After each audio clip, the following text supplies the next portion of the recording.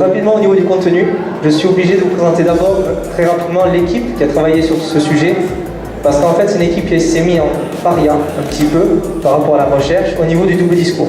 Les experts ne voulaient pas travailler avec eux parce qu'ils travaillent avec des professionnels.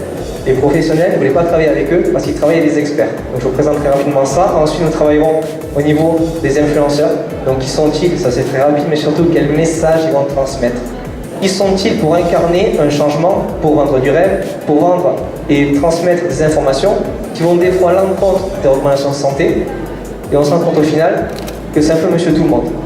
N'importe qui ici, monsieur, madame, peut, bien sûr s'il fait les sacrifices pour le faire et le réussir, peut devenir influenceur. Mais quel message on offre derrière?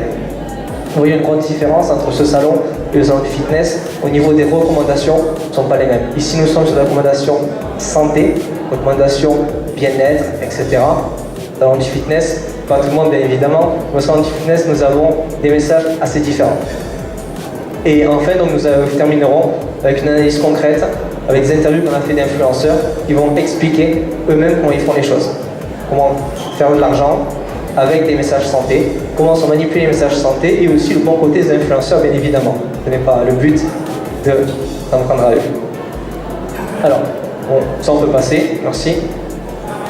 Merci. Alors, le salon, je vous le disais, donc c'est une démarche de santé publique avec l'idée de prévention. Je vais pousser, pardon. Prévention, éducation à la santé et amélioration du parcours de soins par l'activité physique ou sportive. Il faut comprendre aujourd'hui en France, des millions et des millions de personnes sont touchées par ce phénomène.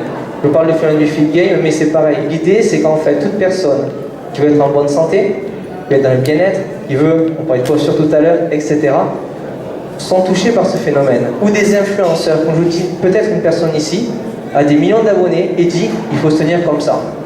Et s'il le dit, vu qu'il y a des millions d'abonnés, il est suivi et on parle de lui. Si des recommandations au niveau de la santé, donc au niveau de la France, disent par exemple qu'il faudrait se tenir comme ça, et que l'influenceur dit qu'il faut se tenir comme ça, c'est l'influenceur en général qui va être pris, en fait, on va prendre son avis plutôt qu'un autre.